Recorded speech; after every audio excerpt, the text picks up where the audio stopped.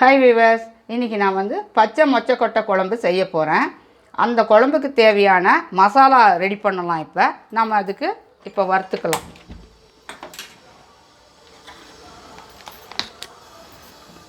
ஒரு டீஸ்பூன் எண்ணெய் ஊற்றிக்கலாம். கட்டி பெருங்காயம் போட்டுக்கலாம்.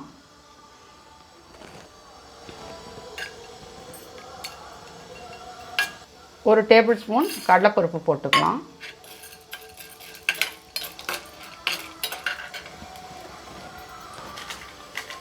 ஒரு 3 வத்த மிளகாய் போட்டுக்கலாம்.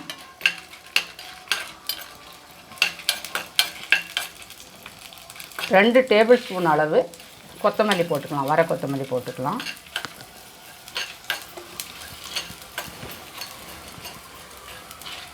ஒரு டீஸ்பூன் சீரகம் போட்டுக்கலாம்.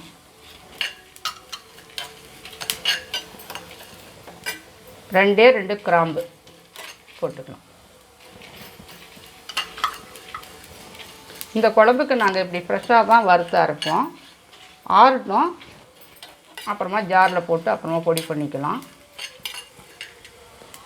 இப்போ நம்ம 150 கிராம் அளவு உரித்த பச்சை மொச்சக்கொட்டை போட்டிருக்கேன்.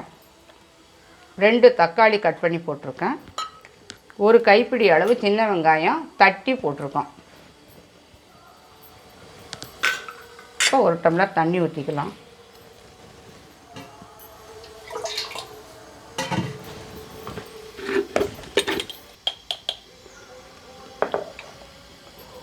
மஞ்சத்தூள் போட்டுக்கலாம். நம்ம ஒரு 2 விசில் அளவுக்கு நம்ம விட்டுடலாம். நல்லா கொட்டை அந்த வேகட்டும்.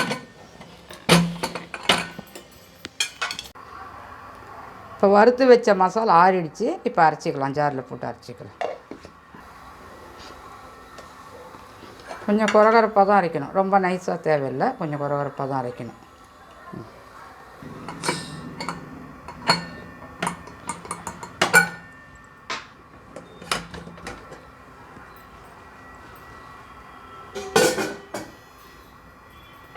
நம்ம ஸ்டவ் ஆன் பண்ணிக்கலாம். 2 விசில் விட்டு இப்போ வெந்துடுச்சு. நல்லா அந்த மொச்சக்கொட்டை நல்லா வெந்துடுச்சு.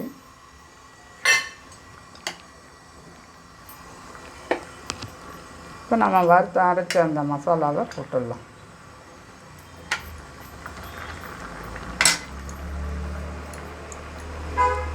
இது பழைய காலத்து ரெசிபி தான். இது இந்த ஃப்ரெஷ்ஷாக அரைச்சா தான் நல்லாயிருக்கும். வெறும் நம்ம மிளகாத்தூள், குழம்பு மிளகாத்தூள் இதெல்லாம் போட்டால் அது அவ்வளோவா நல்லா இருக்காது.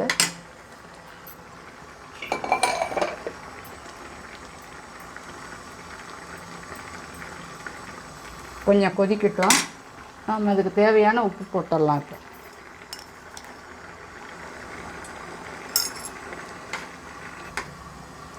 இந்த இந்த மொச்சக்கொட்டையை கொஞ்சம் அப்படியே நசுக்கி விட்டுடணும். அப்போ தான் அந்த ஸ்மெல் இதில் ஏறும், குழம்புல ஏறும்.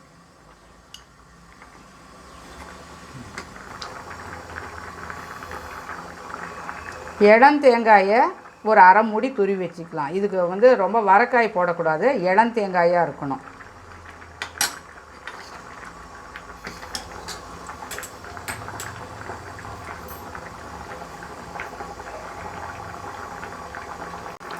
நம்ம இப்போ தேங்காய் குழம்பு கொதிச்சிடுச்சு. இப்போ நம்ம அந்த தேங்காயை போட்டுடலாம்.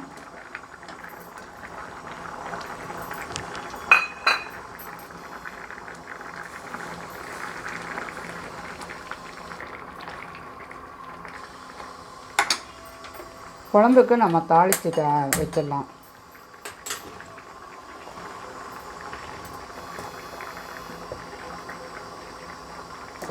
ஒரு டீஸ்பூன் எண்ணெய் ஊற்றிக்கலாம். கடுகுளுத்தம் பருப்பு போட்டுக்கலாம்.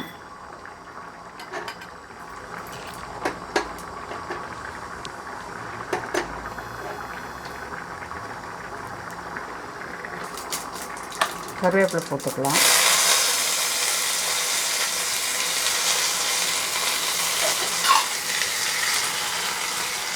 அதை ஊற்றிடலாம்.